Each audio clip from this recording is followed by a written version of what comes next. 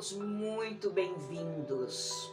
Hoje nós iremos estudar o capítulo 6, item 5 do Evangelho segundo o Espiritismo, o Advento do Espírito de Verdade. Esse texto, esta mensagem, foi enviada pelo Espírito de Verdade em Paris, 1860. Ela diz assim: venho como antigamente entre os filhos transviados de Israel trazer a verdade e dissipar as trevas. Escutai-me. O Espiritismo, como antigamente minha palavra, deve lembrar aos incrédulos que acima deles reina a verdade imutável, o Deus bom, o Deus grande, que faz germinar a planta e eleva as ondas.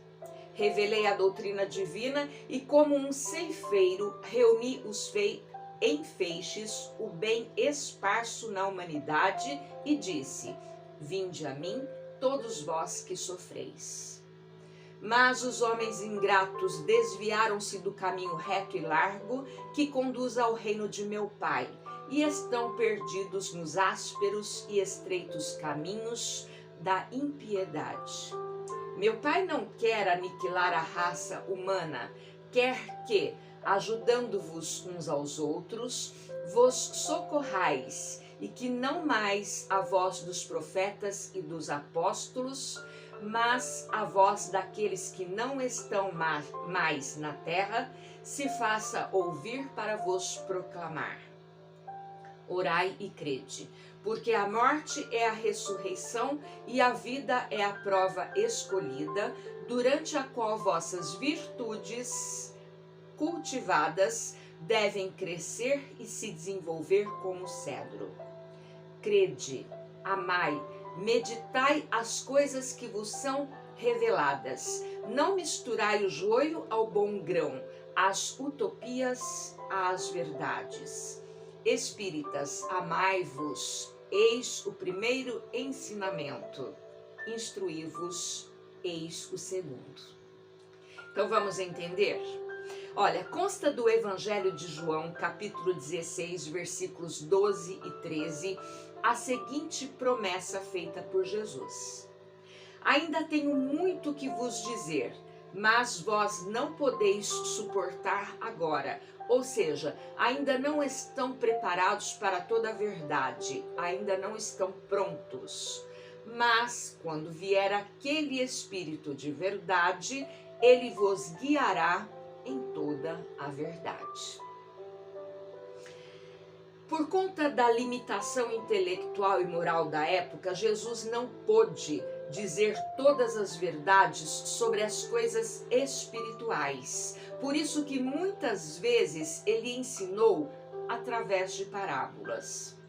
Mas naquela Santa Ceia, no trecho citado do Evangelho de João, afirmou que viria o Espírito de verdade para nos guiar.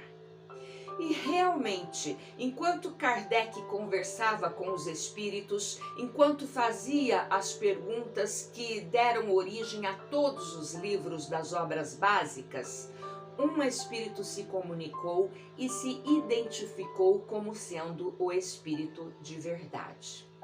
Ele protegeu, inspirou, corrigiu Kardec no período todo em que organizou as perguntas que fez aos imortais.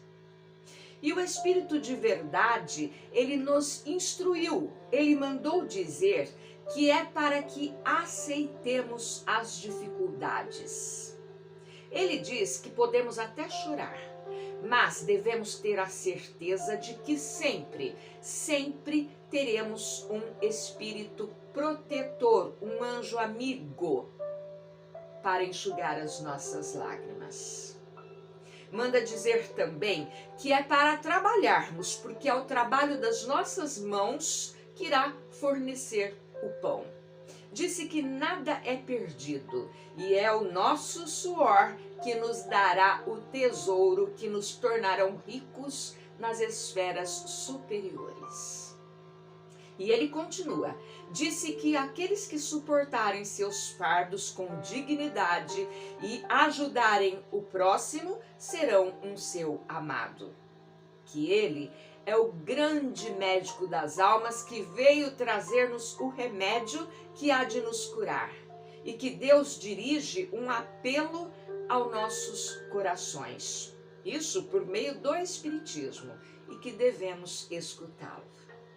Porque o Espiritismo ajuda a entender todas as coisas que Jesus falou através de parábolas.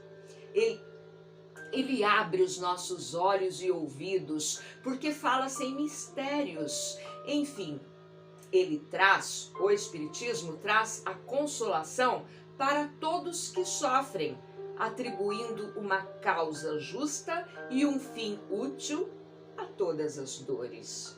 Portanto, para nós espíritas, o Espiritismo é o consolador que Cristo prometeu. Então, escutem o Espírito de verdade quando ele diz: Espíritas, amai-vos, eis o primeiro ensinamento, instruí-vos, eis o segundo. Porque é estudando o Evangelho que aprenderemos os ensinamentos do Cristo. E quando colocarmos em prática tudo aquilo que ele ensinou e aquilo que aprendemos, é quando estaremos amando uns aos outros. O Evangelho tem o poder de cicatrização. Ele renova nossa alma. Então, ouçam o Espírito de verdade. Estudem o Evangelho, estudem os ensinamentos deixados pelo Mestre Jesus. Coragem, fiquem com Deus. Tchau!